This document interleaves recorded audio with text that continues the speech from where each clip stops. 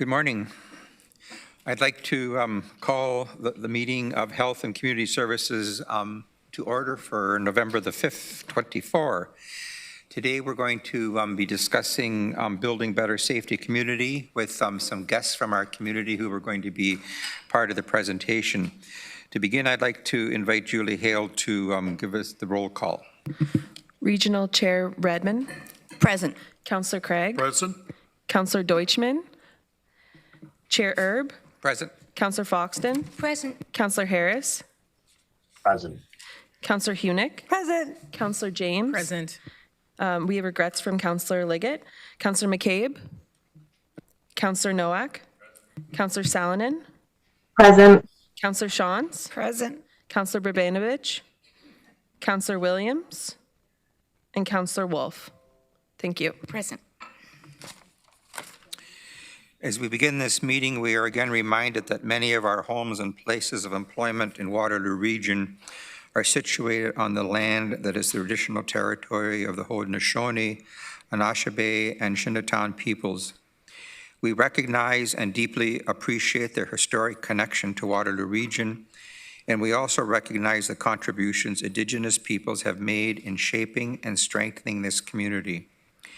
We are grateful for the opportunity to live and work here and reaffirm our collective commitment to keep the promise that reconciliation takes place through learning and community building with the Indigenous people who continue to live here.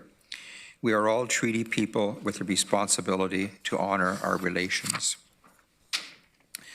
Are there any declarations of pecuniary interest under the Municipal Conflict of Interest Act? None? We have no presentations. We have no delegations. And so we'll move on to item 6.1 under Strategic's priority. Dr. Wong, Commissioner of Public Health and Paramedic Services, is going to introduce this item, Building Safer Communities. Thank you, Chair Erb. Good morning, Council. So the Building Safer Communities project, supported by a federal grant, aims to support community partners to improve safety and well-being through investing in culturally appropriate supports for Indigenous, Black, and racialized youth.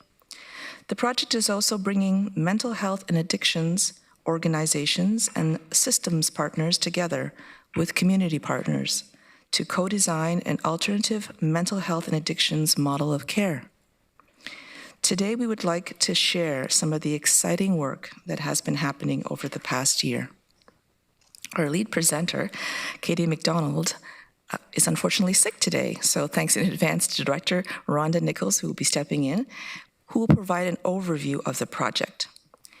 We also have two exceptional individuals from the Youth Decision-Making team who will talk about their experience, Terrence Smith and Shay Harold. Finally, we have Clarence Kakaji from Crow Shield Lodge presenting. Crow Shield Lodge was one of the projects the Youth Decision-Making team decided to fund. Crow Shield Lodge will share the work they are doing with youth and the partnership they are building with Waterloo Region Police Services. Inspector Aaron Mathias from Waterloo Region Police Services and John Colangeli and Heather Fady from Starling Community Services, formerly Lutherwood, are also here in support of this work. Thank you to Terrence, Shay, Clarence, Aaron, John, and Heather for supporting this work and being with us this morning. I'll turn it over to Rhonda now. Thank you.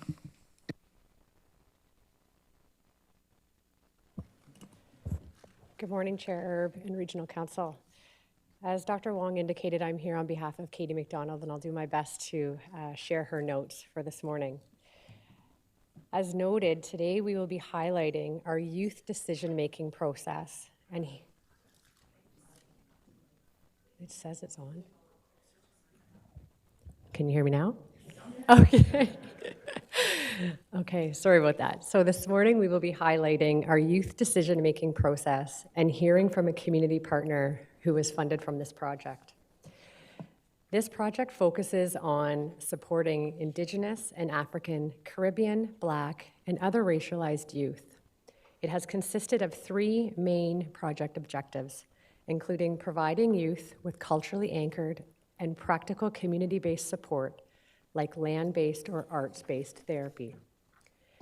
Creating opportunities that prevent youth from entering the criminal justice system by prioritizing counseling, fostering skills development, and promoting recreational activities. And finally, redirecting youth mental health and addiction crises to trusted community health and social service providers where possible. The Building Safer Communities project seeks to achieve these objectives by supporting community partners who offer culturally appropriate mental health and addiction supports and crisis response for youth. Next slide, please. Earlier this year, our team had the privilege of launching an open call for proposals supporting upstream mental health and addiction activities for local youth. This call for proposals prioritized applications from grassroots and nonprofit community organizations working with ACBI, Indigenous, and other racialized youth. We recognized that in order to distribute the funds in ways that centered equity and youth perspectives, youth should be engaged in the decision-making process. We launched our inaugural youth decision-making team with support from grassroots organizations. This youth decision-making team consisted of 22 African, Caribbean, Black identifying, First Nations, Inuit, Métis, and other racialized youth. Led by a community facilitator, this team participated in a thorough orientation to learn about granting and decision-making. They independently reviewed over 50 grant applications and collectively awarded nearly $1 million of funding to 17 different organizations. This decision-making process was modeled after the Upstream Fund, highlighting the capacity and rigor with which our youth in our region are able to make important funding decisions. Next slide, please. Here you can see a list of the 17 organizations who were awarded funding through this program. I'm extremely excited to have two youth with us here this morning, as Dr. Wong indicated. Terrence Smith and Shay Harold are going to share about their experiences on the youth decision-making team. And then we're going to pass it over to Clarence Kakagi from Crowshield Lodge to talk about some of the activities that have been the recipients of the funding, along with Aaron Matthias, Heather Fady, and John Colangeli.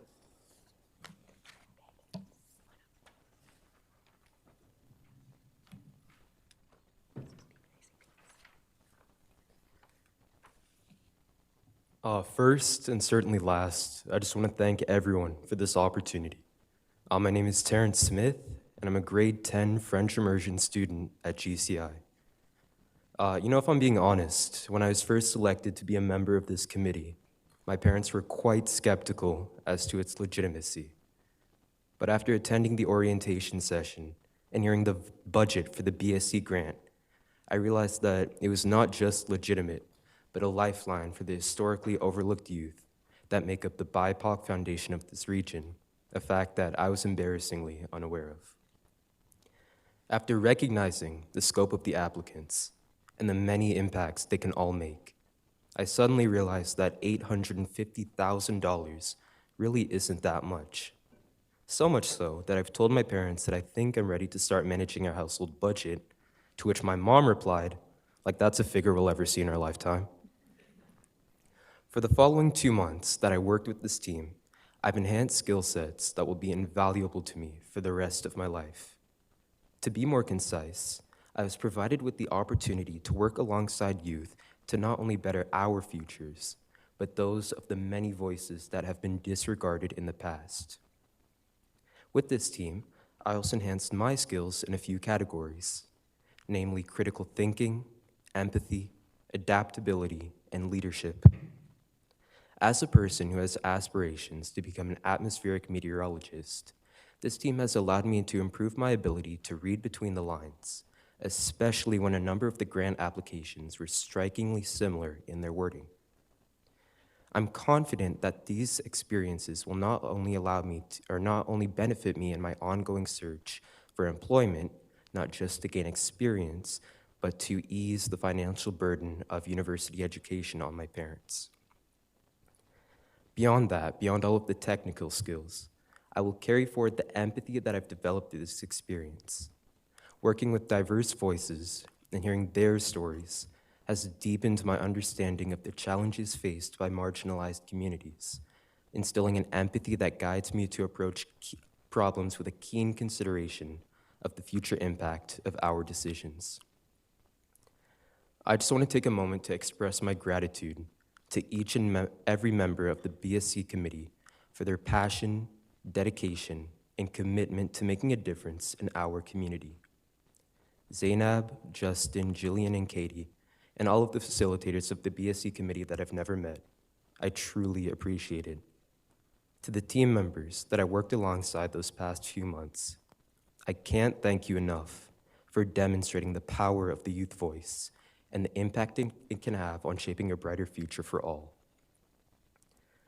As we conclude this chapter, I urge the powers that be, don't let this scene be a one-time experience, but rather a catalyst for ongoing positive change and action.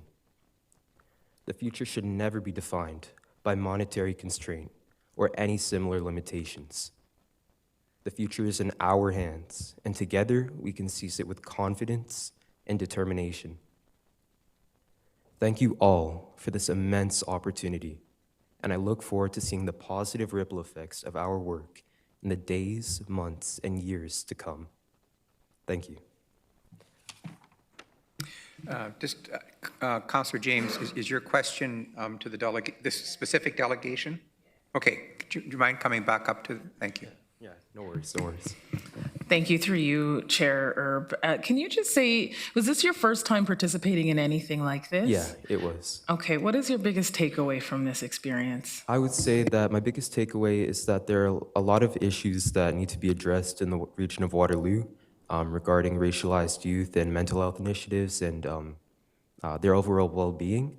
But I know that with more experiences like this and opportunities like this, the future, as I said, is in our hands, and it'll be the best thing for all of us to just take these opportunities and continue to shape a better future for all of us. Thank you. Thank you for your service. Thank you.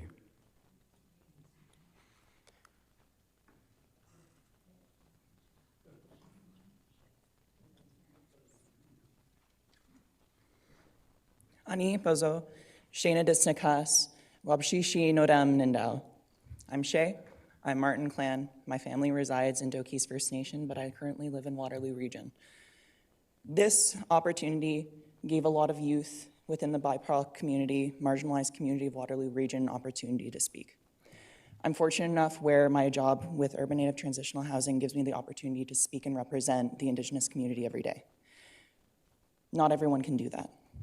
So this was a chance for us to speak out, talk about the issues that we've experienced, lived experience especially. A lot of these youth have experienced prejudice, racism, boundaries and glass ceilings that they have to break. And this gave them the stepping stones to be able to grow from that. I talked a lot about this with parents. And even this morning I've talked to Terrence's mom about it, where their experience in Waterloo region growing up here, there was a lot of issues with racism, a lot of barriers that they had to face. And so when they get to look at their kids making these strides, making these differences, it's the amount of pride on the parents' faces where they can see that their kids are the ones making the difference. I think that this opportunity not only gave the youth of the Decision Youth Making Council an opportunity to grow their own network, to see what they want to do in the community, to be able to process the different orgs, because we got to read about 50 different organizations within our region. Most of us might not have even known they existed. So it's an opportunity for us to understand what is the resources within our region and to be able to access those in the future, or be able to tell their friends about it in the future.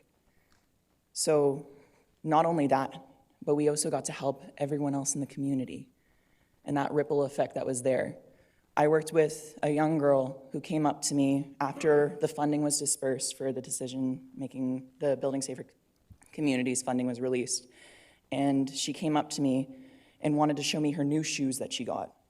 And she was so excited about these pairs of shoes because her family currently lives in transitional housing. So they don't have the money and the support that they need to be able to afford new shoes. So the amount of joy that even just a simple pair of shoes caused for one family, that's happening all across the region. Their own stories might be different, but we're impacting so many people within our community that have been like silenced for so long. And it's so important for us to take that into consideration, that we're doing so many great things, and to continue with building safer communities to be able to help people like that, even those like little small things, and just go from there. And I'm so proud to be a part of it. And I was one of the oldest people on that youth council. I'm 22, I'm not that old. But looking at the high school students and being able to speak out, most high school students wouldn't even bother looking up from their phones sometimes. No offense. But these youth are the future. And I might be a few years older than them, but the amount of pride that I have, and I'm so proud of those youth coming up, it's incredible. And I couldn't imagine from y'all's perspective how you're seeing these youth make the difference. So thank you for being able to support this, being able to fund this, being able to change so many people's lives within our region. So, miigwech. Thank you so much, Shay and Terrence. Before Clarence comes up, I just want to highlight that the initiative Clarence is going to be speaking to was an initiative in a partnership with Waterloo Regional Police and Starling. And it was one of the initiatives that this youth decision-making team decided to fund as an important initiative in our community. Clarence?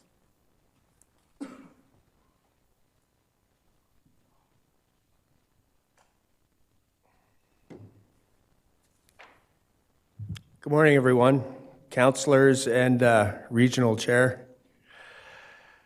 Whoever brought this weather, I want to thank them. It's a beautiful day out there. Before I start talking about this initiative, I just want to have a moment. I want us to have a moment to remember somebody in Canada who had a very, very big impact, and that was Senator Murray Sinclair. Bah.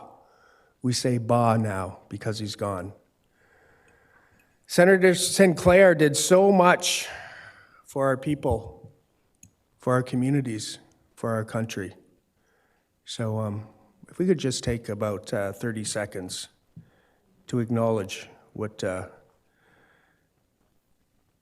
Murray Sinclair Bah did for us.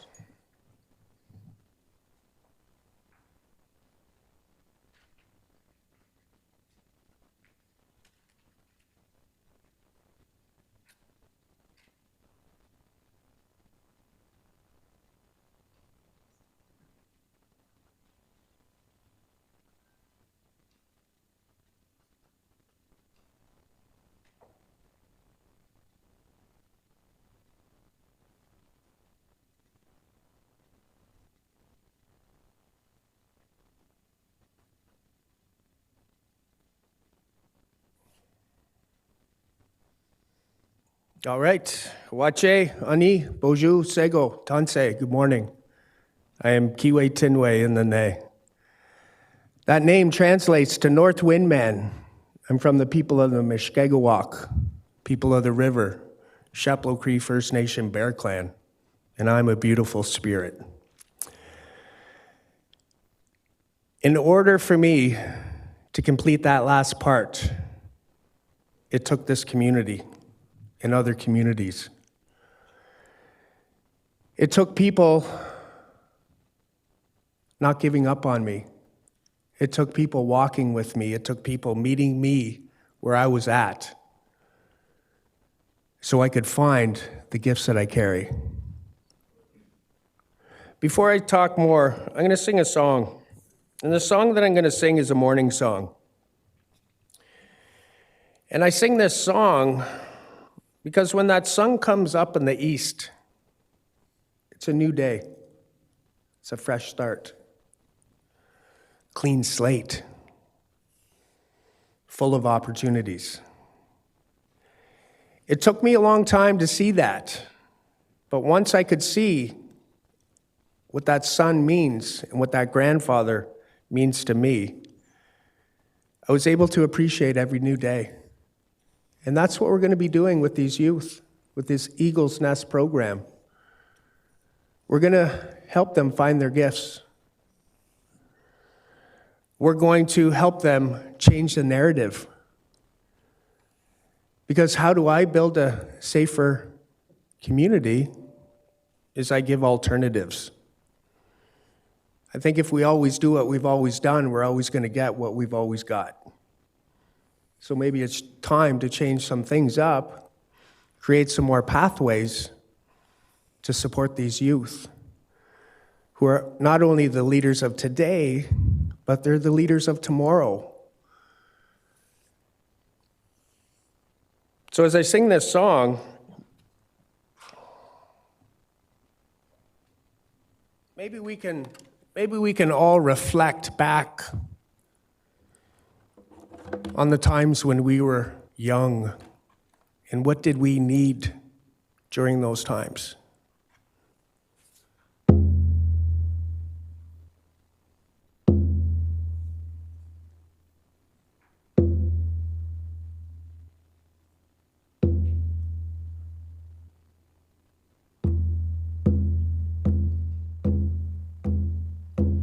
When they are home, when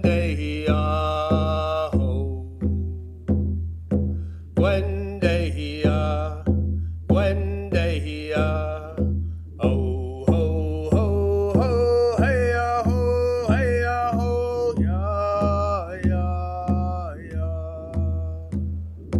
yeah, yeah yeah yeah. When they are home, when they are home,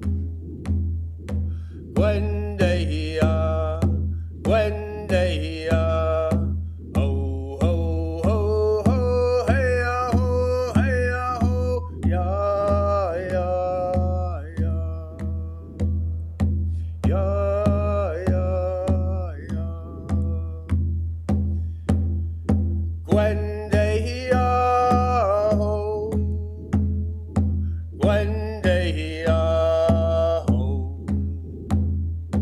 when they are home, when they are, oh ho ho ho, hey ho, yeah yeah yeah, yeah yeah. When they are home,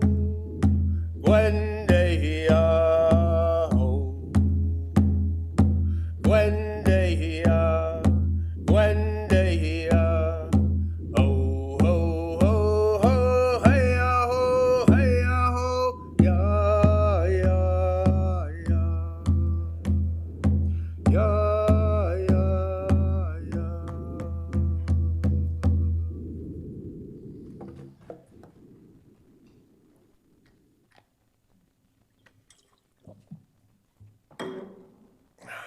Relationships all start with trust.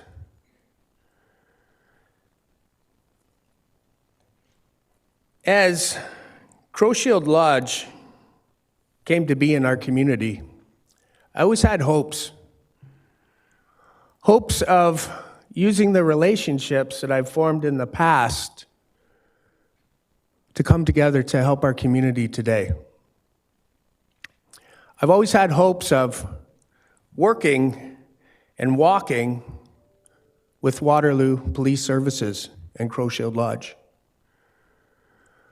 I've always had hopes of bringing in my relationship with Starling to create something that hasn't been created yet in our community. So when this opportunity came to enhance our region, I wanted to bring together some people that I trusted and some people that we have worked together in the past. Saying that, I reached out to Starling and the police services and things aligned. I think things aligned because it's the right time to be doing this kind of work. It's the right time to offer the youth something that hasn't been offered before.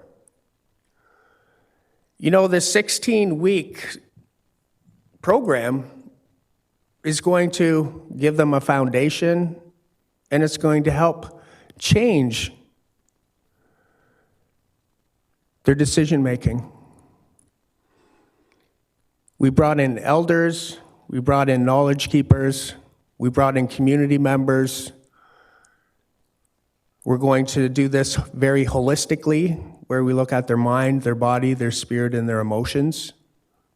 And then we're going to take the youth back out to the land. The land is our mother. The land has everything that we need to become realigned and to become healed as an Indigenous person. And we have teachings that if somebody strays off that good path in life, we don't push them away, we don't shun them, we don't put them in jail. What we do is we surround them as community, friends, and family, and we take them back out to the land.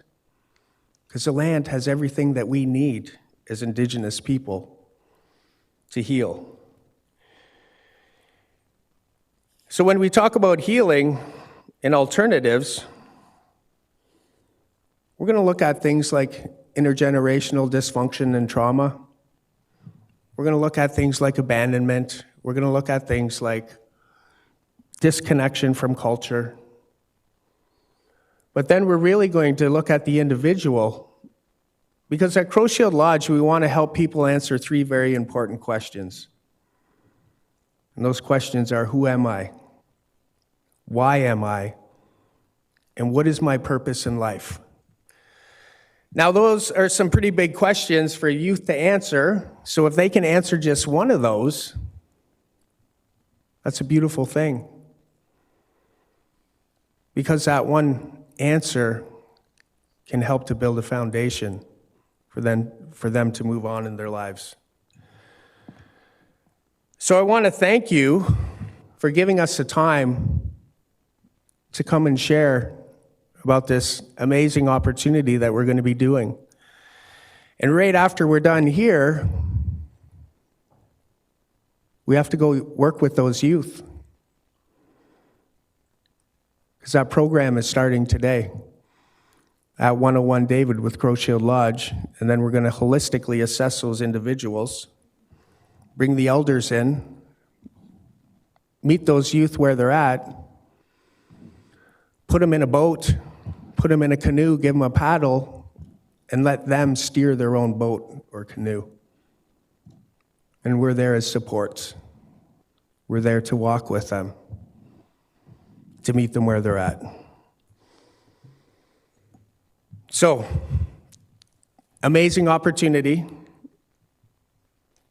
with the police services, with Starling. And I can't thank them enough for wanting to walk with us on this journey. Because they're worth it. All youth are worth it. And if every child matters, now's the time to make them matter. Do we have any questions?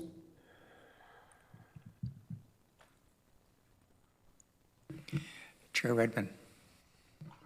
Thank you, Chair Erb.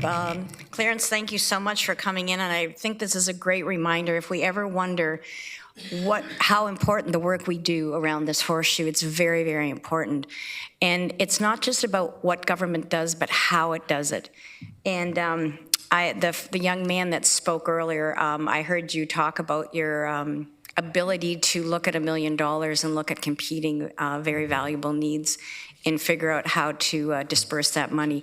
So Clarence, I guess my question to you is, Do we need to do more of this? Because to my way of thinking, this is us walking with you. I remember one time the Ontario Chiefs were at the Ken Sealing Regional Museum, and they were really disappointed at the end of the meeting that they couldn't come and visit you at Crow Shield Lodge, but we hadn't sort of made arrangements, so they were on their way. So we should probably have them back.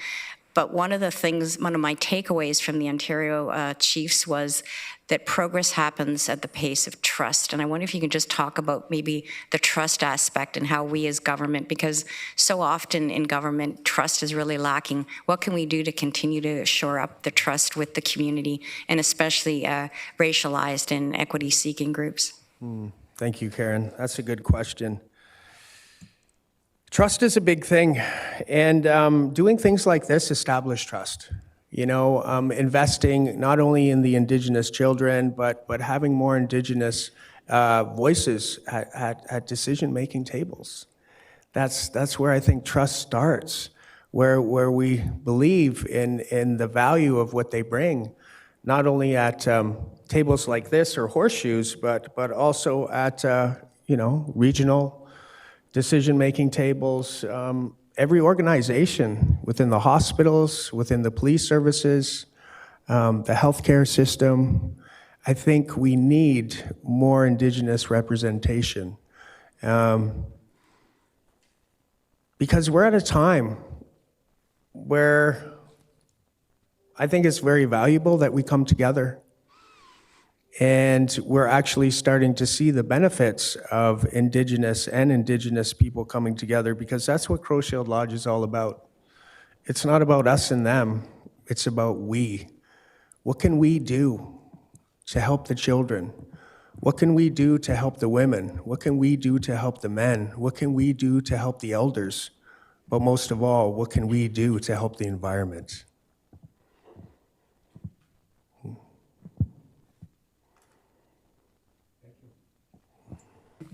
Thank you. Rhonda? Thank you to everyone.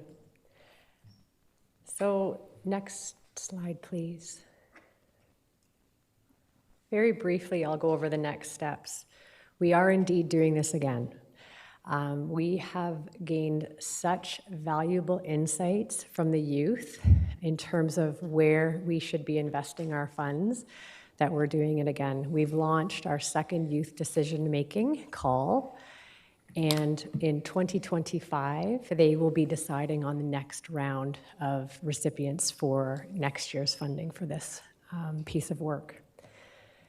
The other part of this funding is going to help us co-design a crisis response model, and that is being done through all of the conversations, whether it's with the youth decision-making team or the community conversations out in the community, and that work will be continuing, into 2025 as well.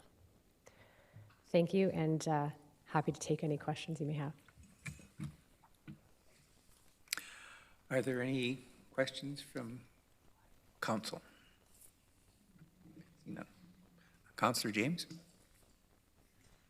Thank you, through you, Chair. I'm curious to hear more about the crisis response. Is that specific for youth? I know we've had some unfortunate incidents with youth lately. Is it involving kind of the mental health component? Is that where the police are involved as well with that? Can you just explain it a little bit more? Yes, absolutely. Through you, Chair. The crisis response is indeed focused on the youth because this grant is focused on the youth. We do hope that whatever is co-designed in the community, if it's applicable for youth, it should be applicable for all. And that is exactly where we're walking alongside police to understand the safety and the legislation components. So once it's deemed that it is safe, that a police presence is not required, what does that wraparound response look like in our community? We're currently engaging with lots of community organizations and grassroots organizations to understand what does that piece of the work look like? Who should be responding? How should that response occur? And then how do we connect the youth to culturally appropriate responses so that we can prevent ongoing 911 calls and such like that? Question. Just to follow up with that, yeah. Is there collaboration as well with the school boards in this process, will there be, or is that still kind of being developed or thought about? Yeah, through you, the chair. Thanks for that question. It's a great point. We have not yet collaborated with school boards. I see that as a huge opportunity that we could definitely look into. Thank you. Councillor Foxton. Thank you, and through you, Chair. You make me proud, all of you, because you're our hope for tomorrow. Because Lord knows sometimes today's been really screwed up. And we really need you there. We need you to frame what this world's going to look like tomorrow, as in 24 hours from now. Or as Charles said, this afternoon. I'd love to be canoeing today instead of here. Didn't mean that, but I mean, well, maybe I did, but no, you are our hope, and I worry about our world, and then I look at you, and I think we're okay. We're going to be okay. We need you to do it, and I think you will. Thank you so much for all you do. Councillor Shantz.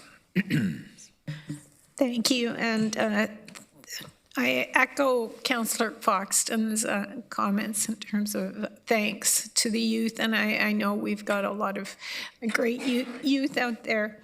I do have a question, though, and I've asked this question before, so I just ask it in this different context, and that is, there's a number of different organizations that are working in what looks like silos, and I think that's important. I think there's a lot of work to be done in a lot of different areas. How are we also working to cross those silos? Through you, Chair, that's a great question and very valid question and concern. I think the Community Safety Wellbeing Plan offers us that opportunity to start bringing those conversations together. And even in the last 2 years of working on this project, I've seen that happening.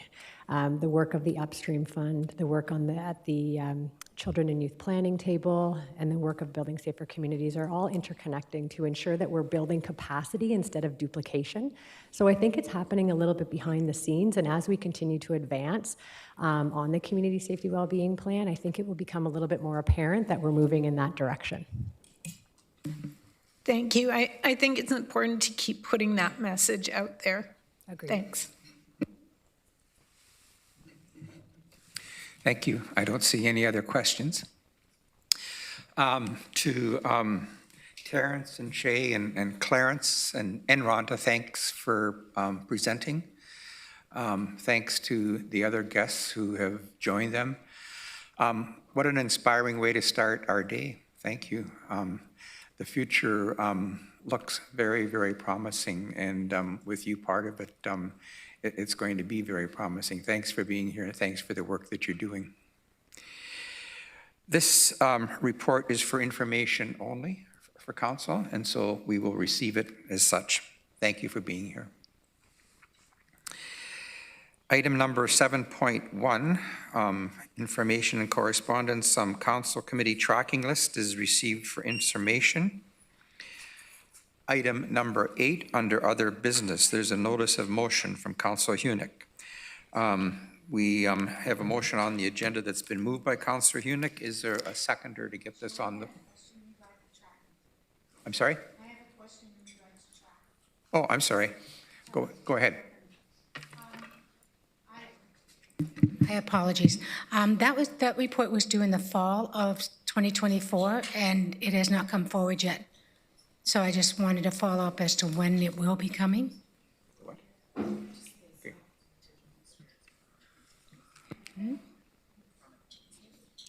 What is it? Oh, I think we'll wait for Mr. Sweeney to get back.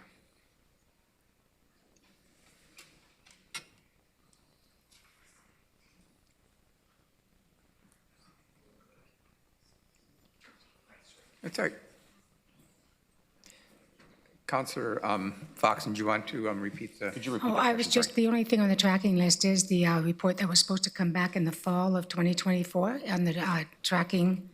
I have to get this down. Are we referring to the pit count? Sorry. Yeah. Yes. I'm sorry.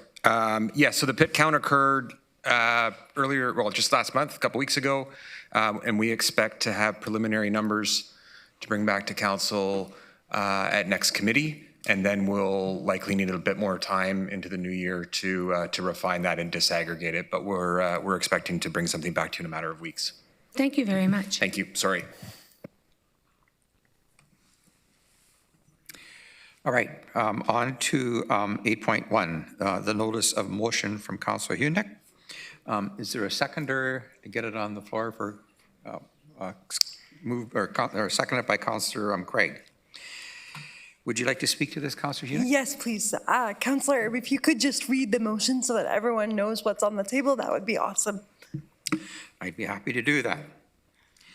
Whereas the Canada Disability Benefit Act received royal assent in June 2023 and a commitment to begin providing payments for the Canada Disability Benefit to eligible Canadians starting in July of 2025, following successful completion of the regulatory process and consultations with persons with disabilities.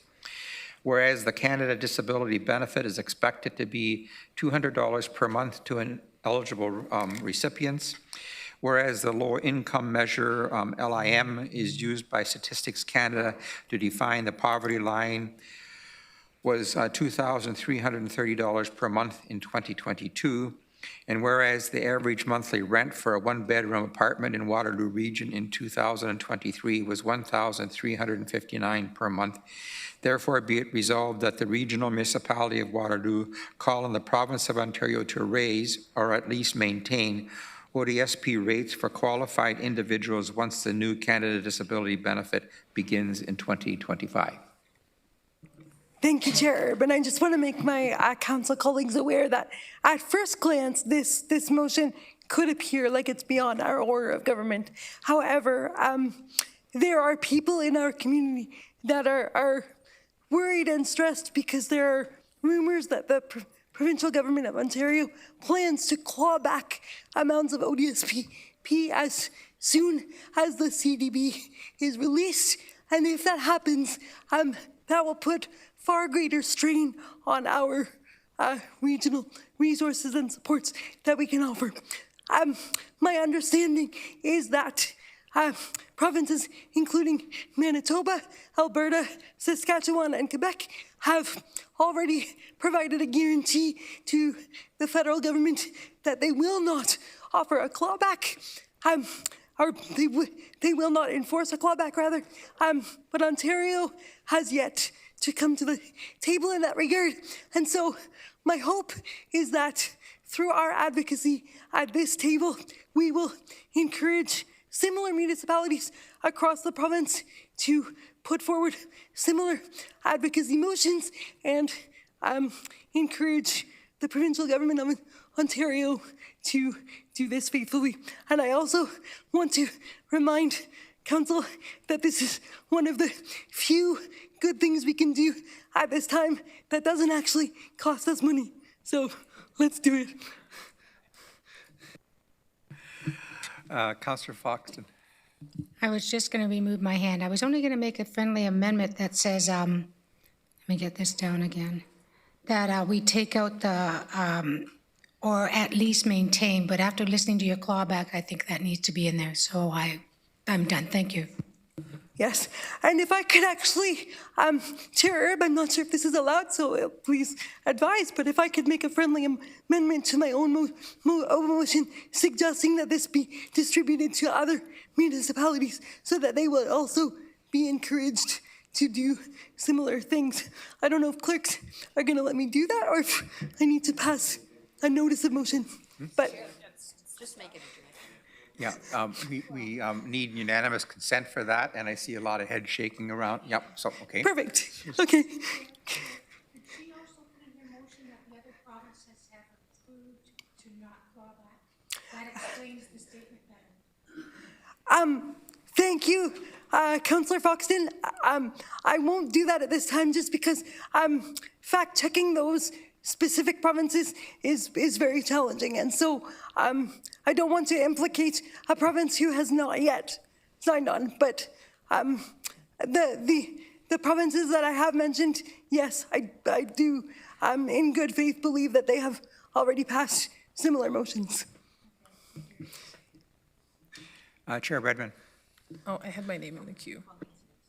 Oh, I'm sorry, Councillor James, sorry. Through you, I was going to make the amendment to add the other municipalities, and can we also add AMO in there as well?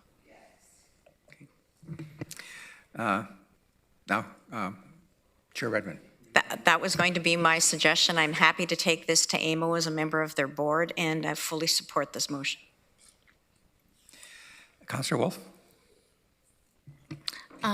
Through you, Mr. Chair, I strongly support this motion.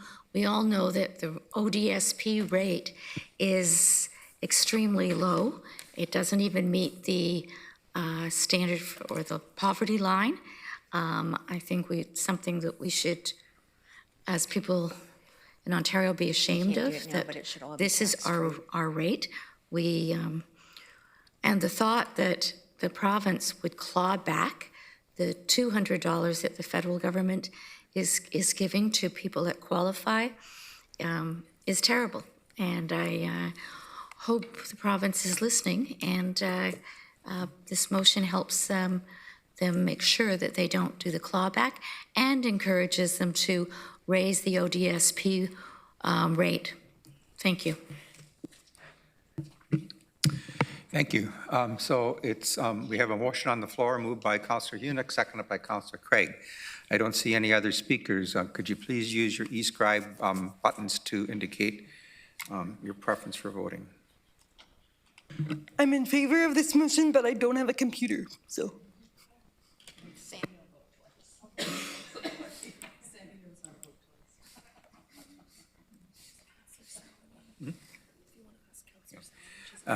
Councillor Salonen, are you available to vote?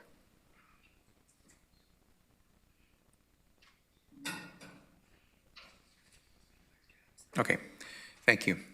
That's carried. Our next meeting is on December the 3rd. I'd like to, before we adjourn, I'd like it to be recorded for the record that this probably is the first committee meeting that ended within an hour, this term of this committee. Thank you, everyone. Maybe we're setting a new precedent here. Could I have a mover to adjourn the meeting? Moved by Councillor Nowak, seconded by Councillor Foxton. Use your e-scribe buttons to indicate your support.